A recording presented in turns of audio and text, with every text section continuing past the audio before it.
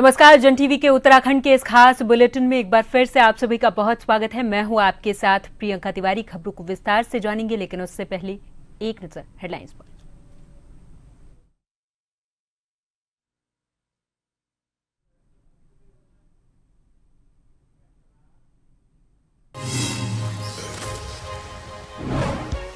देश भर में रही रामनवमी की धूम। सीएम ने प्रदेशवासियों को दी बधाई। अपने आवास पर किया कन्या पूजन और हवन।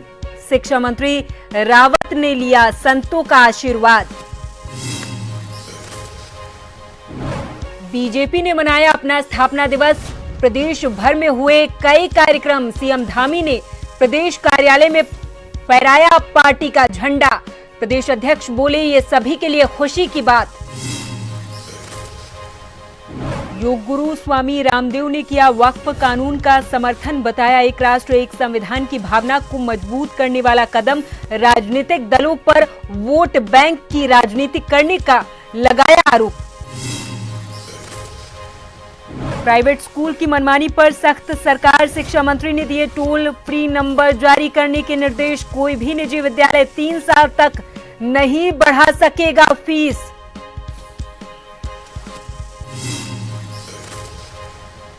और चारधाम यात्रा को लेकर तैयारियां तेज। सीएम धामी ने कहा, मैं खुद कर रहा मॉनिटरिंग। व्यवस्थाओं को परखने केदारनाथ पहुंचे सचिव युगल किशोर पंत।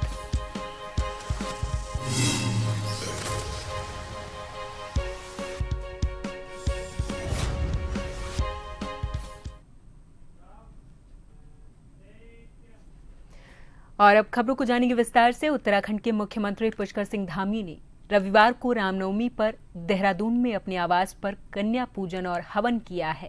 सीएम धामी ने पत्नी गीता धामी के साथ कंजक पूजे हैं।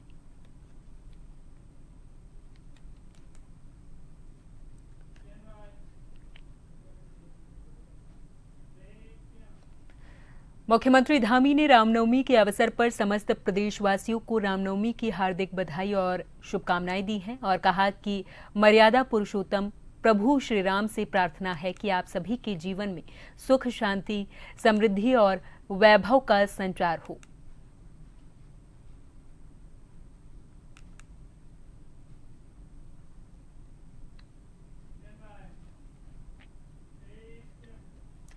राजधानी देहरादून के बलबीर रोड स्थित प्रदेश कार्यालय में बीजेपी ने अपना 46वां स्थापना दिवस बड़े ही धूमधाम के साथ मनाया है।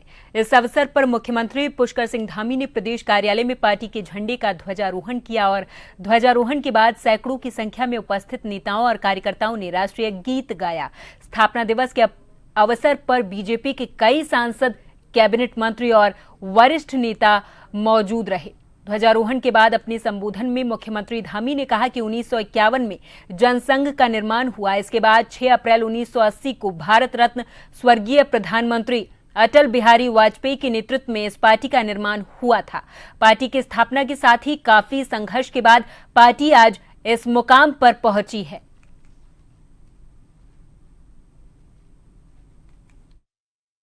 आज भारतीय जनता पार्टी करोड़ों कार्यकर्ताओं के त्याग, परिश्रम और बलिदान के कारण आज पूरी दुनिया का सबसे बड़ा राजनीतिक दल बन गया है और भारत को आगे बढ़ाने में भी बड़ा योगदान आदरणीय प्रधानमंत्री जी के नेतृत्व में अनवरत रूप से चल रहा है। जो आगे चलना है 2047 में भारत को विकसित भारत का जो संकल्प है, उस संकल्प को पूरा करने में सभी भारतवासी माननीय प्रधानमंत्री जी के साथ कंधे से कंधा, कदम से कदम मिलाकर आगे बढ़ रहे हैं। उत्तराखंड प्रदेश कार्यालय में बीजेपी का स्थापना दिवस बड़े ही धूमधाम के साथ मनाया गया। स्थापना दिवस पर प्रदेश अध्यक्ष महेंद्र भट्ट ने कहा कि आज सभी कार्यकर्ताओं और नेताओं के लिए खुशी की बात है। साथ ही उन्होंने कहा कि अयोध्या में राम जी का आज सूर्य तिलक हुआ। ये उनके लिए और उनकी पार्टी के लिए उत्साह का दिन है। आज प्रत्येक कार्यकर्ता पार्टी का स्थापना दिवस मना रहा। उन्होंने कहा कि आज से 13 तारीख तक लगातार कई तरीके के कार्यक्रम चलते रहेंगे। इसके अंतर्गत प्रत्येक कार्यकर्ता के घर पर झंडा फहराया जाएगा और बीजेपी को मजबूत करने का संकल्प लिया जाएगा। इसके साथ ही उन्होंने कहा कि 2027 विधानसभा चुनाव मुख्यमंत्री धामी के नेतृत्व में लड़ा जाएगा और उत्तराखंड में तीसरी बार बीजेपी की सरकार बनाने के संकल्प को लेकर हर कार्यकर्ता से लामबंद होने का आह्वान भी किया जाएगा। जनता पार्टी का स्थापना दिवस है, आज ही रामनवमी है और सौभाग्य की बात देखिए, आज भगवान श्री राम अपने मंदिर में उनका आज भगवान सूर्य किरणों से तिलक हुआ है। तो हम सबके लिए तो उत्साह का दिन है और आज भारतीय जनता पार्टी स्थापना दिवस प्रत्येक कार्यकर्ता मना रहा है। आज हर कार्यकर्ता अपने घर के ऊपर कमल का झंडा फहरा रहा है और आज से लेकर 13 तारीख तक लगातार हमारे संगठन कार्यक्रम चलेंगे, स्थापना दिवस के कार्यक्रम चलेंगे, जिसमें हम लोग प्रत्येक जो बीजेपी के प्राथमिक सदस्य बना है ऐसे प्रत्येक सदस्य के घर पर जाकर उसके घर में कमल का झंडा हम फहराएंगे और भारतीय जनता पार्टी की मजबूती के लिए संकल्प लेने का हम आग्रह करेंगे। और 2027 अब हमारे सामने है और 2027 में भारतीय जनता पार्टी लगातार तीसरी बार पुष्कर सिंह धामी जी के नेतृत्व में हम राज्य के अंदर सरकार बनाएंगे। उस दिशा में कार्यकर्ताओं को सबको लामबंद करते हुए आगे बढ़ेंगे। रुड़की में खानपुर पूर्व के विधायक कुंवर प्रणव सिंह चैंपियन ने अपने कैंप कार्यालय पर अपनी कार्यकर्ताओं के साथ भारतीय जनता पार्टी का 46वां स्थापना दिवस मनाया है। उन्होंने मीडिया को जानकारी दी और बताया कि आज भारतीय जनता पार्टी का 6 अप्रैल को स्थापना दिवस मना रहे। उन्होंने बताया कि उनका जन्म दिवस आज ही के दिन होता है।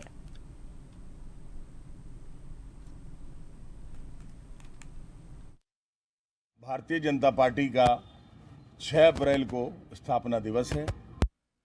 इत्तेफाक कहिए या ईश्वर की मर्जी कि मेरा भी जन्म दिवस आज ही है और आज हमने सब अपने वरिष्ठ कनिष्ठ कार्यकर्ता साथियों के साथ, अधिकारियों के साथ भाजपा के निर्णय लिया कि अपने कैंप कार्यालय पर एक 10 फीट के ध्वज को लेकर के भारतीय जनता पार्टी के ध्वजारोहण किया जाएगा, जो 100 फीट की ऊंचाई पे हम उसको लगाएंगे। और हमने सनातन के अनुरूप पौराणिक मंत्रों के उच्चार के साथ सम्मानित पंडित जी के द्वारा कराया गया। उत्तराखंड के नैनीताल जिले के रामनगर, जहां इस समय खेलों का उत्सव देखने को मिल रहा है। उत्तराखंड का एकमात्र ओपन महिला वॉलीबॉल टूर्नामेंट एक ऐसा आयोजन जो न सिर्फ खेल की भावना को बढ़ावा देता है बल्कि महिला सशक्तिकरण का भी शानदार उदाहरण पेश करता है। उत्तराखंड के रामनगर के कानिया मैदान में महिला वॉलीबॉल का ये ओपन टूर्नामेंट 1 दशक से लगातार आयोजित किया जा रहा। इस आयोजन की सबसे खास बात यह है कि ये पूरे उत्तराखंड का एकमात्र महिला ओपन वॉलीबॉल टूर्नामेंट है जहां राज्य के विभिन्न जिलों की महिला टीमें भाग लेती हैं और अपने खेल कौशल का प्रदर्शन भी करती हैं। इस वर्ष भी टूर्नामेंट में उत्तराखंड के पिथौरागढ़, बागेश्वर, नैनीताल, हल्द्वानी, ऊधम सिंह नगर, देहरादून, रामनगर और खटीमा सहित कई जिलों से महिला टीमें पहुंची हैं।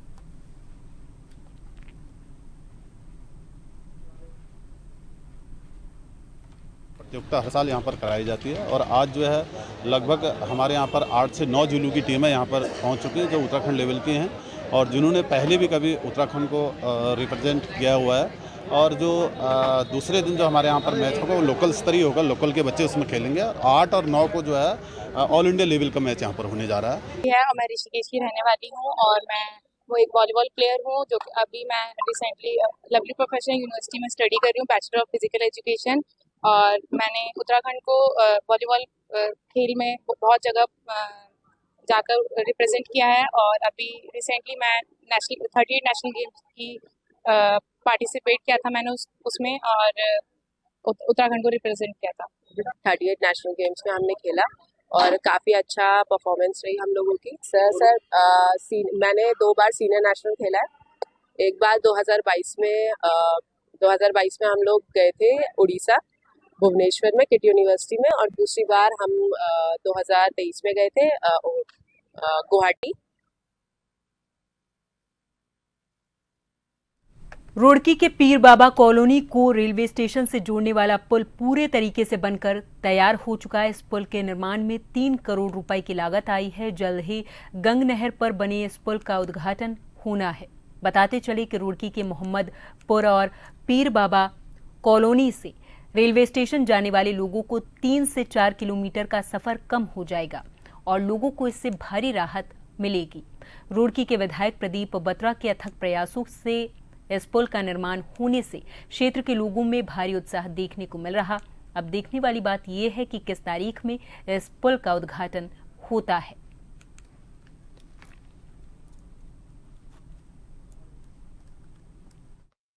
होता जा रहा है और मैं सोचता हूँ जहाँ भी जनता की समस्याएं और लोग आवाजाही में परेशानी होती है, जाम की समस्या है, उससे निजात पाने के लिए एकमात्र रास्ता है कि हमारी जो शहर की लाइफ लाइन है माँ गंगा है, उस पर पुलों का निर्माण हो। तो एक पुल मेरे द्वारा रेलवे लाइन के बराबर में बनाया गया था और वो पुल मैं सोचता हूँ कि काफ़ी समय से उसकी मांग थी और जितनी हमारे उधर के जनता है, चाहे वो साउथ सिविल लाइन की हो, चाहे मोहनपुरे की हो, चाहे मोहम्मदपुर हो, और वहाँ मंगलौर तक की जनता जब रेलवे स्टेशन आती है तो कहीं ना कहीं 5-6 किलोमीटर का अतिरिक्त रास्ता तय करके जाना पड़ रहा था। मंगलौर कोतवाली और पुलिस और सीआईयू रुड़की की संयुक्त टीम को सफलता मिली। दरअसल पुलिस ने इकराम हत्याकांड के मुख्य आरोपी और 25,000 के इनामी बदमाश को दबोचा है। मामले के 3 आरोपियों को मुठभेड़ के दौरान पहले ही गिरफ्तार किया जा चुका। गिरफ्तार बदमाश कोतवाली मंगलौर का हिस्ट्री शीटर है। आरोपी के खिलाफ 1 दर्जन से अधिक मुकदमे दर्ज हैं। गिरफ्तारी से बचने के लिए लगातार ठिकाने बदल रहा था। घटना में प्रयुक्त 315 बोर का तमंचा, 2 जिंदा कारतूस और 1 कार पुलिस ने बरामद की है।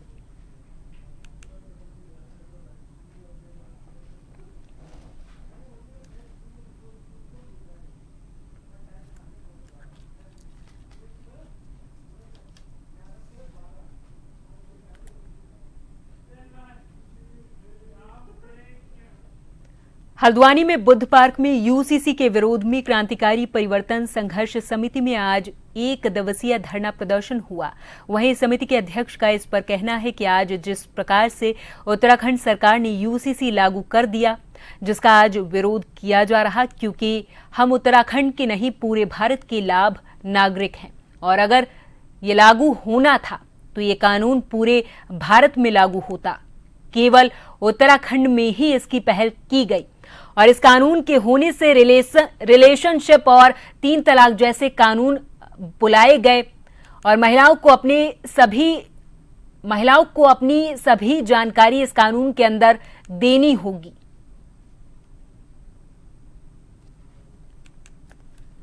ये मानना है कि उत्तराखंड सरकार जो यूसीसी लेकर के आई है वो संविधान विरोधी, अल्पसंख्यक द्वेषी, महिला विरोधी और एक तरह से नागरिकों की निजता पर अतिक्रमण है।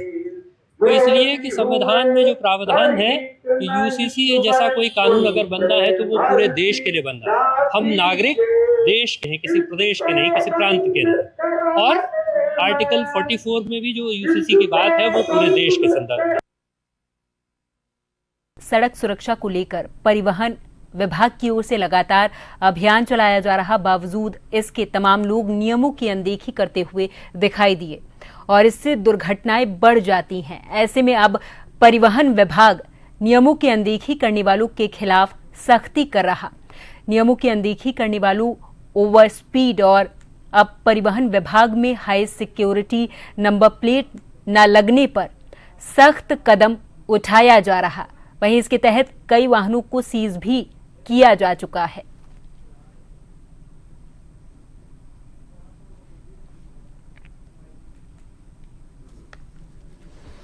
जैसा आपको पता है कि हर एक गाड़ी में हाई सिक्योरिटी रजिस्ट्रेशन प्लेट लगे होने चाहिए, HSRP।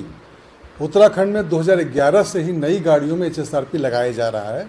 तो देखेंगे जो भी नई गाड़ियां अब आ रही हैं सब में HSRP लगे होते हैं और HSRP लगने के बाद ही उनको RC जारी की जाती है। HSRP बेसिकली एक advance form of number plate होता है जो आगे पीछे लगा होता है। साथ ही जो आगे का जो ड्राइवर का स्क्रीन होता है, जो शीशा होता है, उसमें एक स्टिकर भी लगा होता है जिसमें गाड़ी के डिटेल होते हैं। ये जो नंबर प्लेट हैं सिक्योरिटी फीचर से साथ होते हैं और इन पे छेड़छाड़ करना थोड़ा मुश्किल होता है। तो हम लोगों ने अभी बीच में देखा कि कई लोग बगैर HSRP भी गाड़ी चला रहे हैं। इस साल 30 अप्रैल से प्रदेश भर में 4 धाम यात्रा की शुरुआत होने जा रही। मुख्यमंत्री धामी ने चारधाम यात्रा की तैयारियों को लेकर कहा कि प्रदेश सरकार की ओर से लगातार तैयारी की जा रही है।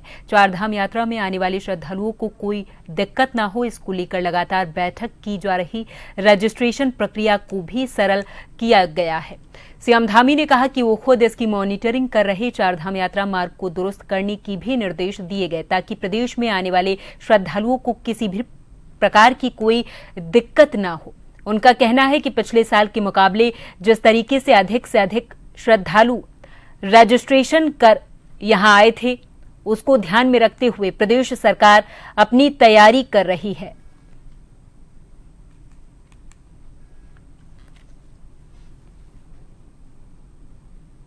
यात्रा के लिए इस बार हमने जो तैयारियां हैं वो पिछली 2024 की चारधाम यात्रा का जैसे ही समापन हुआ था, उसके बाद तत्काल रूप से हमने इसकी तैयारियों की समीक्षा बैठकें प्रारंभ कर दी थी और पिछले सालों के जो अनुभव रहे हैं, जहां भी सुधार की आवश्यकता रही है वहां हमने सुधार के लिए कहा है और मैं स्वयं नियमित रूप से इसकी मॉनिटरिंग कर रहा हूं। रजिस्ट्रेशन लगातार बढ़ रहे हैं, रजिस्ट्रेशन की प्रक्रिया को भी आसान किया है।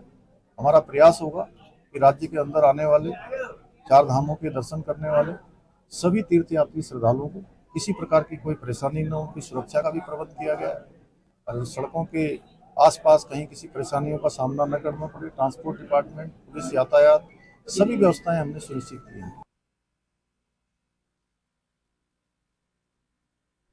उत्तराखंड की चारधाम यात्रा में विशेष महत्व रखने वाली केदारनाथ धाम यात्रा 2 मई से शुरू हो रही। विश्व प्रसिद्ध ये यात्रा आस्था, श्रद्धा और प्रकृति की प्रतीक मानी जाती है।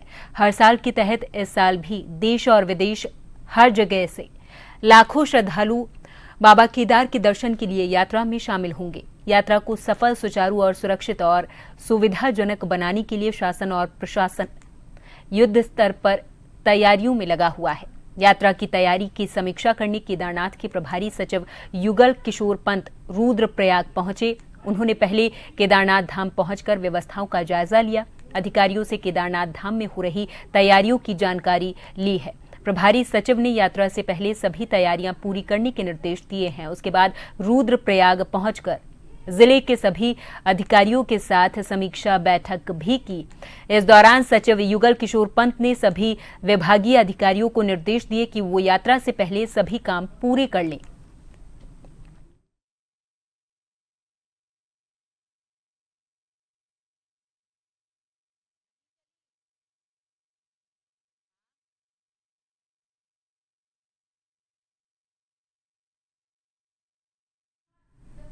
प्रदेश के निजी विद्यालयों पर मनमानी फीस वृद्धि और किसी खास दुकान से किताबें खरीदने के लिए दबाव बनाने के आरोप लगते रहे। वहीं शिक्षा मंत्री डॉक्टर धन सिंह रावत ने अब इस तरीके की शिकायतों को दर्ज कर उन पर कार्रवाई के लिए शिक्षा निदेशक डॉक्टर मुकुल कुमार सती को टोल फ्री नंबर जारी करने के निर्देश दिए ताकि कोई भी निजी विद्यालय 3 साल तक फीस न बढ़ाए।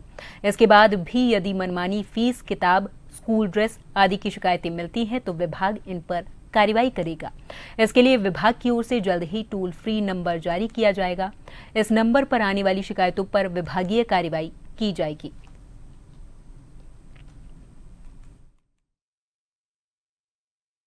देखिए, मैंने पहले कहा है कि जितने भी निजी स्कूलों की अगर किसी को कोई शिकायत है या लगता है कि वो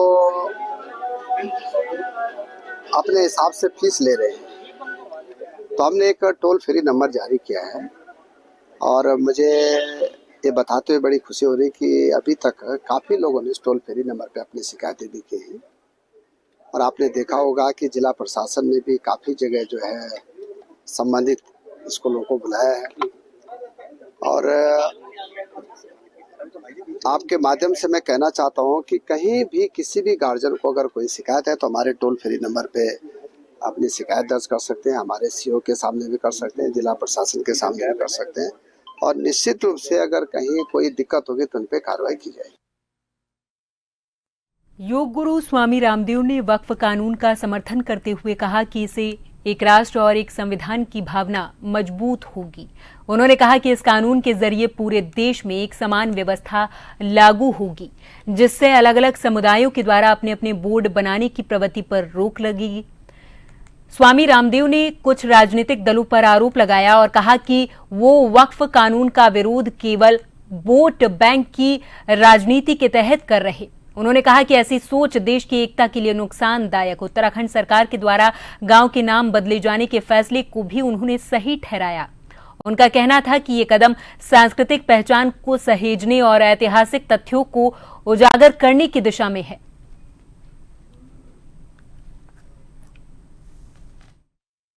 हिंदुस्तान में हिंदू, मुसलमान, सिख, ईसाई, जैन, बौद्ध सबके लिए समान रूप से एक संविधान, एक कानून। भाई यदि वक्फ बोर्ड के अंदर संशोधन ना करता तो थोड़ी दिन यहाँ बात कहते यहाँ तो हिंदू बोर्ड भी बनना चाहिए, यहाँ तो सिख बोर्ड भी बनना चाहिए, यहाँ तो जैन बोर्ड भी बनना चाहिए। फिर थोड़े दिन में हम कहते यहाँ तो साधुओं का भी एक बोर्ड बनना चाहिए। ये कोई बात हुई? सारे देश का एक विधान, एक झंडा, एक कानून और हम एक ईश्वर के उपासक। और ये वो अपने अपने वोट बैंक को बटोरने की, समेटने की ये सारी कवायद चल रही। फिरोजाबाद में एक खेत में एक अज्ञात शव के मिलने पर पुलिस ने कार्रवाई की और पुलिस ने 6 महीने पहले खेत में मिले एक अज्ञात शव की गुत्थी सुलझाते हुए पुलिस ने हत्या के 2 आरोपियों को गिरफ्तार कर लिया है। बता दें कि फिरोजाबाद के थाना मटसीना क्षेत्र में एक युवक का शव खेत में संदिग्ध हालत में मिला था। मामले की गुत्थी लंबे समय से उलझी हुई थी, जिसे अब मटसीना पुलिस ने सुलझा लिया। एसपी सिटी रविशंकर प्रसाद ने प्रेस वार्ता में बताया कि इस केस की जांच के लिए कई पुलिस टीमें गठित की गई थी। पुलिस जांच में पता चला है कि यह हत्या 1 लाख रुपए के लेन देन को लेकर की गई थी।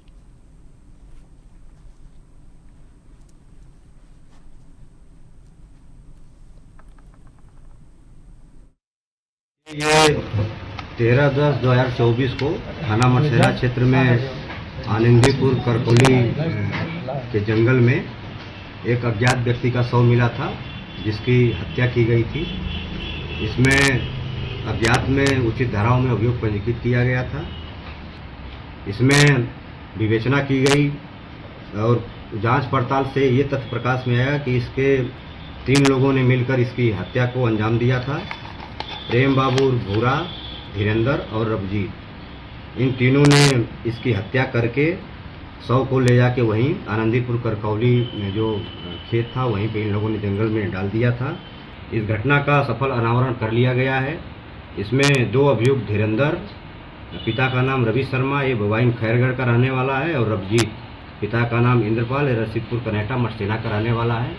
इन 2 अभियुक्तों को गिरफ्तार किया गया है। प्रेम बाबू भूरा अभी फरार है। इसकी गिरफ्तारी के लिए भी हमारी 3 टीमें निकली हुई हैं।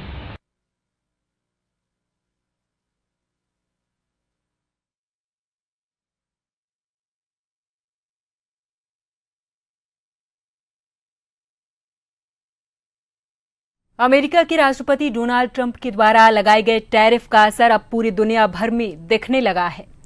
डोनाल्ड ट्रंप के द्वारा विभिन्न देशों पर टैरिफ लगाने के फैसले के बाद पूरी दुनिया में उथल-पुथल का माहौल है। इस माहौल के बीच ब्रिटेन के प्रधानमंत्री कीर स्टार्मर सोमवार को बड़ा ऐलान कर सकते हैं।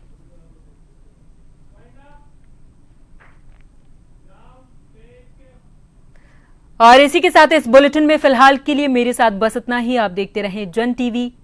नमस्कार।